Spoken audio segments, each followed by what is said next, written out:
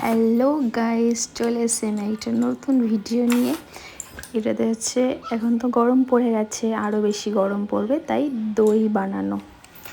তো এই যে একটা কন্টেনার দেখতে পাচ্ছ, এটা হচ্ছে আমার ফ্রিজের সাথে একটা সিস্টেম ছিল যেটাতে অটোমেটিক দই হয়ে যাবে।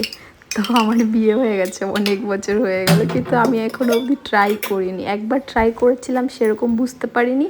আর একবারও ট্রাই করিনি যে কিভাবে দেখি ট্রাই করে দই পাতানোর। তো এই অপশান এই ফাংশনটা একদম অকেজো হয়ে পড়েছিল। তো ভাবলাম দেখি এইবার গরমে একটু ট্রাই করে, যদি এরকম অপশান থাকে ঘরে বসেই ফ্রিজে অটোমেটিক দই পাতানো হয়ে যাবে, তাহলে তো খুবই ভালো। কারণ আমি টক দই খেতেও খুব ভালোবাসি, আর টক দই খাওয়া শরীরের পক্ষে অনেক ভালো। তো এই জন্য ভাবলাম এবার গরমে ট্রাই করে ফেলি।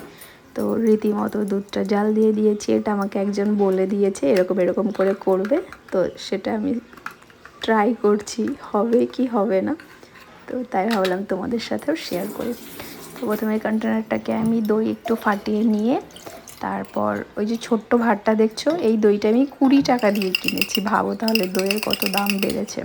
ওইটুকুনি 100 গ্রাম দই 20 টাকা নিয়েছে, টক দই। তারপর ওখান থেকে একটু দই নিয়ে ফাটিয়ে দেখলে ওই কন্টেনারটাতে একটু মাখিয়ে নিয়েছি, আর বাদ বাকি দইটা দুধের সাথে মিক্স করে দিয়েছি। দিয়ে তারপরে ঢেলে দিলাম। পুরো দুধটা এতটাই ঘন আর খুব ভালো, একদম সর হয়ে গেছে জাল দিয়ে দিয়ে। একদম ধীরে ধীরে জাল দিয়েছি। বাকিটা ভাবলাম শুধু ফ্রিজেই বানাবো কেন, বাইরেও একটু বানিয়ে দেখি, এত গরম পড়েছে। যদি ফ্রিজেরটা না হয় বাইরেরটা আশা করি হয়ে যাবে, বা দুটোই হবে বা দুটোই হবে না। সো তাই জন্য বাইরেও একটুখানি পাতার জন্য রেখেছি। এটা আমি ঢাকনাটা লাগাতেই ভুলে গেছিলাম। তারপর ব্যাস চলে গেলাম এবার ফ্রিজে এটাকে রেখে দেওয়ার জন্য। তো এটা রেখে দিয়ে এরপরে এখানে একটা সুইচ আছে, যেই সুইচটা সফট থিক, তো ওটা আমি অন করতে ভুলে গেছিলাম। তারপরে আমি দেখছি অনেকক্ষণ পরে গিয়ে দেখছি বাইরে যে এই দুটো দই বাইরে রেখেছিলাম, সেই দুটো জমে গেছে, একটু বাকি ছিল। কিন্তু যেটা ফ্রিজের ভেতর রেখেছি সেটা কিছুই হয়নি। তারপর আমি দেখলাম যে ওখানে অপশান লেখা আছে, ঠিক আছে, ফ্রিজে। তো তখন ওই থিক অপশানটা স্টার্ট করলাম। তারপরে স্টার্ট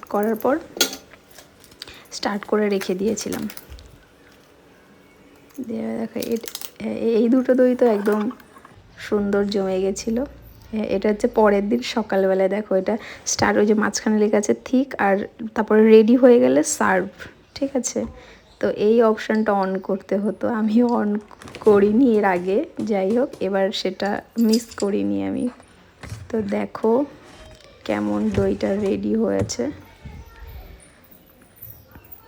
যারা এবার গরমে নতুন ফ্রিজ কিনবে ভাবছো, অবশ্যই এই ফাংশনটা একদম মিস করো না দই পাতানোর জন্য। এটা আমি টক দই করেছি, মিষ্টি দই করতে চাইলে মিষ্টি দইও হয়ে যাবে। তো দেখো দইটা এত সুন্দর হয়েছে, কি বলবো, দেখো এত সুন্দর দই হয়েছে। আশা করি বাঙালিরা তো সবাই দই খেতে খুবই ভালোবাসে। সবাই বলতে বেশিরভাগই সবাই দই খেতে ভালোবাসে। তো এত সুন্দর একটা দই হয়েছে। এবার এটা খেয়ে টেস্ট করে দেখতে হবে যে কতটা টেস্টি। দেখতে তো খুবই সুন্দর লাগছে, আর দুধটাও সেরকম একদম ঘন দুধ, খাঁটি দুধ ছিল।